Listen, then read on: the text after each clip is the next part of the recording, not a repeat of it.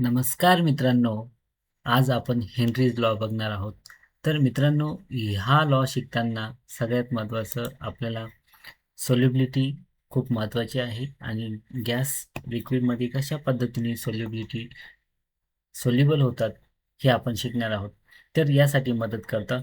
तर सगळ्यात महत्त्वाचं हा व्हिडिओ पूर्णपणे मराठीमध्ये एक्सप्लेनेशन आहे. तर तुम्ही नक्की समजून घ्या आणि एक सगळ्या मराठी विद्यार्थ्यांना चांगल्यापैकी समजलं पाहिजे यासाठी हा छोटासा प्रयत्न आहे. तर विद्यार्थी मित्रांनो, आपण इथे या डायग्राममध्ये बघू शकतात कशा पद्धतीने आपल्याला एक दोन सिलेंडर दाखवलेले आहेत. पहिल्या एक डायग्राममध्ये हा काय आहे? गॅस आहे. गॅस मॉलिक्यूल आहे आणि हे लिक्विड आहे.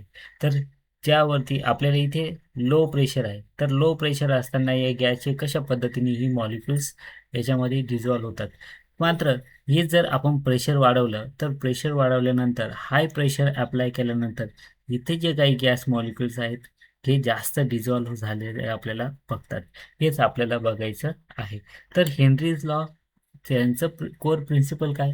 It is stated that the solubility of a gas in a liquid is directly proportional to the partial pressure of the over the gas of other over the solution. त्या सोल्युशनच्या वरती असणाऱ्या गॅसचं त्याच्यावरती प्रेशर वाढलं तर त्याच्यामध्ये सोल्युबिलिटी वाढते हे आपल्याला बघायचं आहे. तर आपण एक छोटासा व्हिडिओ बघूयात. या व्हिडिओमध्ये तुम्हाला नक्की समजेल तर प्रेशर ज्या वेळेस इन्क्रीज होते बघा, इथे व्यवस्थित इन्क्रीज प्रेशर झाल्यानंतर इथे आपल्याला जे गॅस सोल्युबिलिटी आहे ती काय झालेली वाढलेली दिसते. म्हणजेच याचाच अर्थ काय? तर जी काही सोल्युबिलिटी आहे सोल्युबिलिटीसाठी आपण यस घेऊयात डायरेक्टली प्रोपोर्शनल. इथं काय सांगितलंय? A gas in a liquid directly proportional to. Directly proportional म्हणजे काय? आपण अशा पद्धतीने मॅथमॅटिकली लिहू शकतो. त्याच्याच बरोबर आपण अशाही पद्धतीने लिहू शकतो. S is equal to K H into P. अशा पद्धतीने आपण त्याला लिहू शकतो. बघा मित्रांनो, तर सुरुवात यानंतर आता हे आपण जे फॉर्म्युला वापरला याच्यामध्ये हा एस म्हणजे काय, त्यानंतर के एच म्हणजे काय आणि पी म्हणजे काय. तर सगळ्यात महत्त्वाचं एस म्हणजे काय, तर solubility of gas in a liquid per litre. एका लिटरमध्ये गॅस किती सोल्युबल होते. त्यानंतर P P is the pressure of the gas in the bar.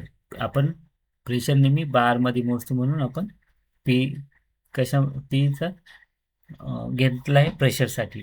त्यानंतर के एच काय आहे? Henry's law constant. म्हणजेच एका बारमध्ये किती सोल्युबल होतोय गॅस हे सांगण्यासाठी जे कॉन्स्टंट आहे ते म्हणजे हेनरीज लॉ कॉन्स्टंट. मग याचा युनिट काय आहे?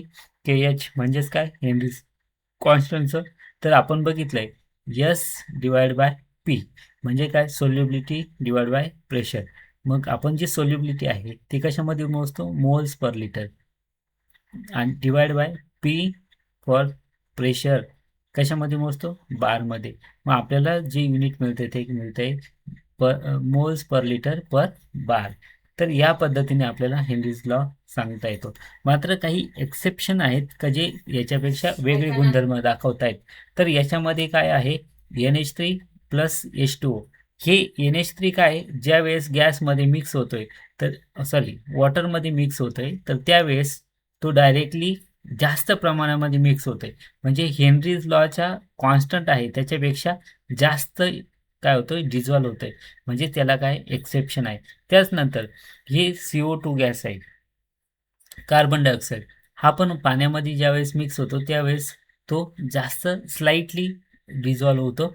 म्हणून प्रमाणापेक्षा जो के एचची व्हॅल्यू आहे त्याच्यापेक्षा जास्त डिझॉल्व्ह होतो. अशा पद्धतीने आपल्याला हेनरीज लॉ सांगता येतो मित्रांनो आणि तुम्हाला नक्कीच परीक्षेमध्ये लिहिता येईल.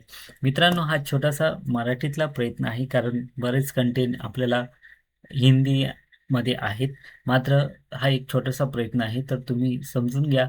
आणि जर तुम्हाला हा व्हिडिओ आवडला असेल तर लाईक करा आणि तुमच्या इतर मित्रांनाही पाठवा, जेणेकरून तुम्हाला मराठीमध्ये विज्ञानातील काही रंजक गोष्टी शिकता येतील.